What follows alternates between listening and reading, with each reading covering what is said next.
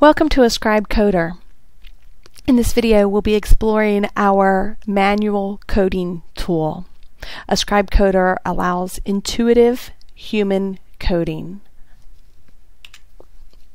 Some of the key features of Ascribe Coder that we'll be looking at today are the ability to search and apply codes, semi-automated coding through regular expressions, and code duplicates.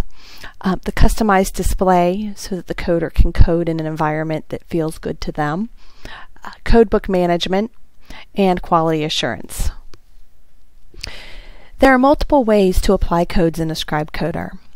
We've seen how to select responses and click on the code to apply codes, but we can also code by dragging a code to a response.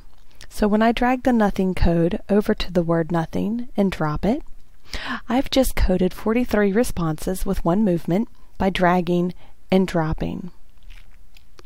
So at any time, I can drag a code over to a response. Once I've applied a code to a response, I can actually use that code to apply a code to a response. Notice that when we apply codes, our codes have a little trash can beside them. If we'd like to remove the code, we can click on that trash can and we remove the code. So I'm going to go ahead and apply another code here and then click on the trash can to remove it. We can also remove codes just by dragging them off the response pane and onto the codebook pane. All right.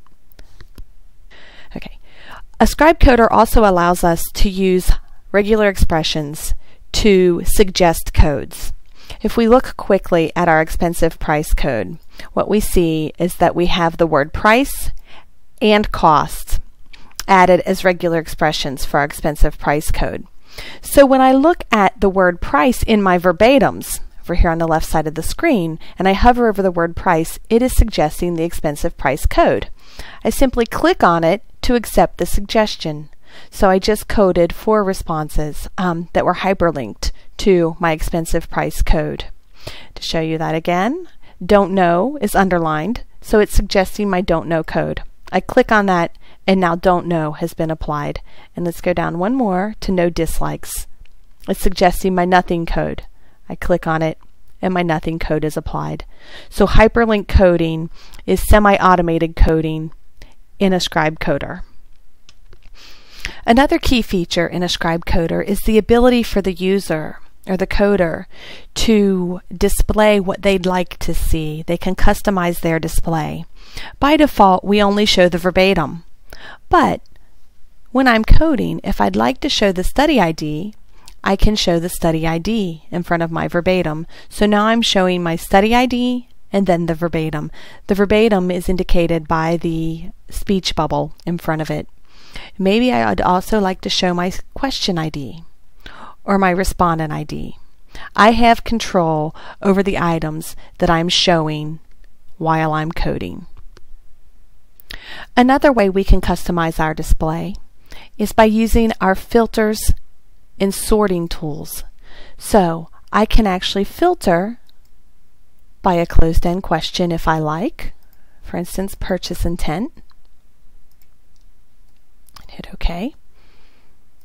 And now, when I search, I've actually filtered by Q75, which is my purchase intent question, and I'm only bringing up those responses that answer definitely would buy or probably would buy. So the coder can use other questions in their study to filter for their open-ended verbatims. Another key feature of Ascribe Coder is the ability to edit our codebook while we're coding.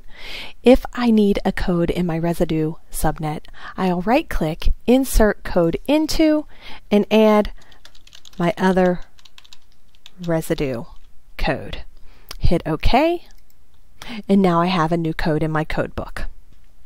I can also edit existing codes. For instance, if I needed to add a regular expression to my leaves hair greasy code, perhaps I want to add an expression for greasy. I right-click on my code, choose Edit, and edit my code. For more advanced codebook changes, we can unlock our codebook. And when our codebook is unlocked, we can start changing the structure of our codebook. I can move codes from one place to another by dragging and dropping them one at a time.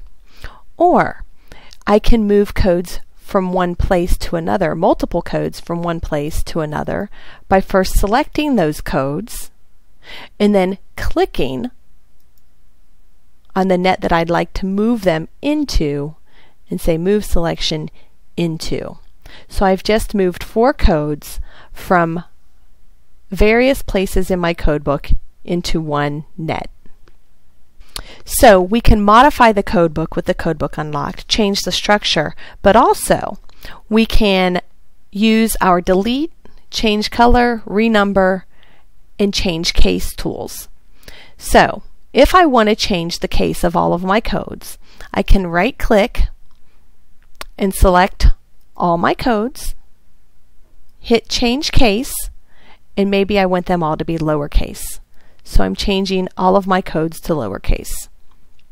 Then right-click, deselect all, and perhaps I want to change my nets. I can right-click, select Descendants Nets, and perhaps my nets should be uppercase.